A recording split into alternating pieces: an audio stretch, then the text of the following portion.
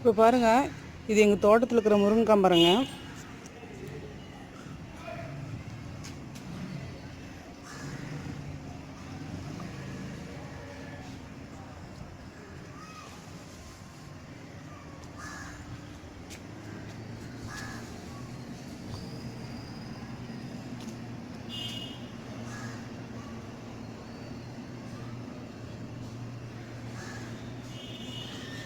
இன்றைக்கி இந்த முருங்கைக்காய் பறித்து சாம்பார் வச்சிடலாம். Hi friends, welcome to Salem Padma சமையல். இன்றைக்கி நம்ம என்ன பார்க்க போகிறோம்னா, தோட்டத்துலேருந்து பறித்த முருங்கைக்காய் வச்சு முருங்கைக்காய் சாம்பார் செய்ய போகிறோம். அதுக்கு ஃபஸ்ட்டு பார்த்திங்கன்னா துவரம்பருப்பு வந்து குக்கரில் போடணும். இப்போ பார்த்திங்கன்னா ஒரு 150 கிராம் துவரம்பருப்பு வந்து பார்த்திங்கன்னா ஊற வச்சு வச்சுருக்கேன். 1/4 ஸ்பூன் சீரகம், ஒரு தக்காளி கட் பண்ணி வச்சுருக்கேன் போட்டுக்கணும், ஒரு 5-6 பல் பூண்டு, கொஞ்சோண்டு மஞ்சள் பொடி, தண்ணி தேவையான அளவு ஊற்றிட்டு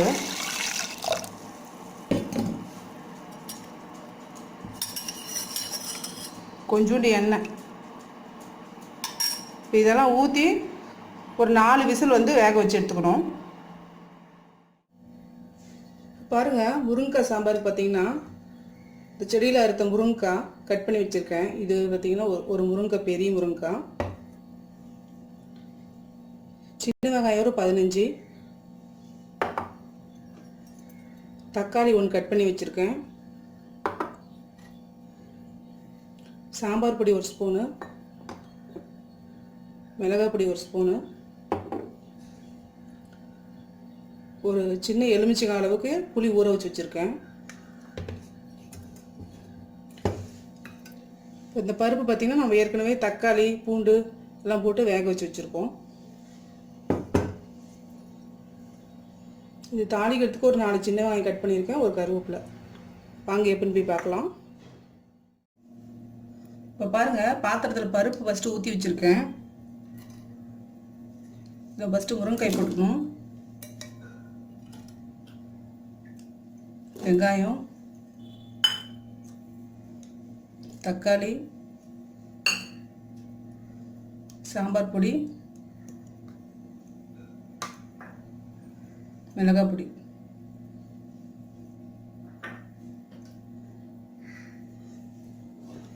இதெல்லாம் போட்டு மிக்ஸ் பண்ணிவிட்டு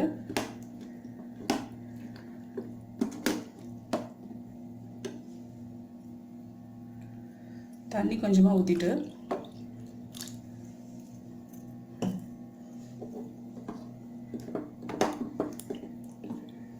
மீடியம் ஃப்ளேமில் பார்த்திங்கன்னா ஒரு 10 நிமிஷம் வேக வச்சுக்கலாம். இப்போ பாருங்கள், இந்த முருங்கைக்காய் ஓரளவுக்கு வெந்துருச்சு. இப்போ புளி ஊற்றிக்கலாம்.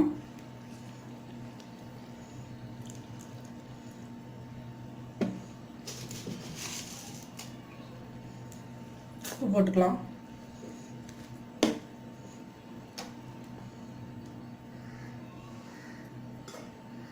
இப்போ மூடி ஒரு 5 நிமிஷம் கொதிக்க வைக்கலாம்.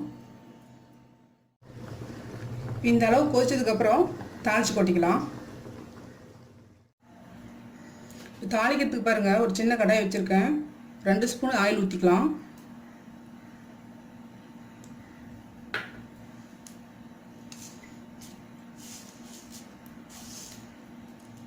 ஆயில் சூடானது 1 ஸ்பூன் கடுகு,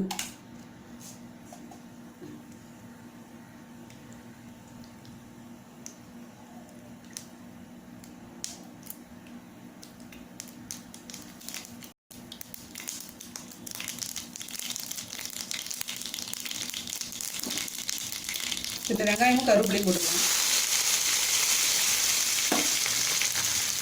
வெங்காயம் போட்டுக்கலாம்.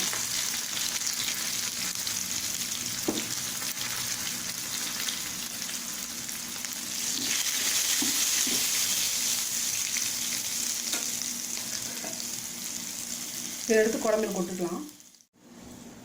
இதை தாளிச்சதை எடுத்து இந்த குழம்பு கொட்டிக்கலாங்க.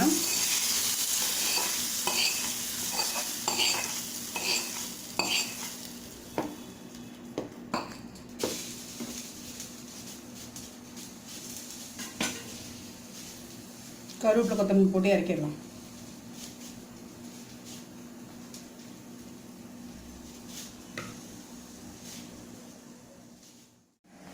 இப்போ பாருங்கள் நம்ம செஞ்ச முருங்கைக்காய் சாம்பார் ரெடிங்க. உங்களுக்கு பிடிச்சிருந்தா மறக்காமல் சப்ஸ்கிரைப் பண்ணுங்கள்.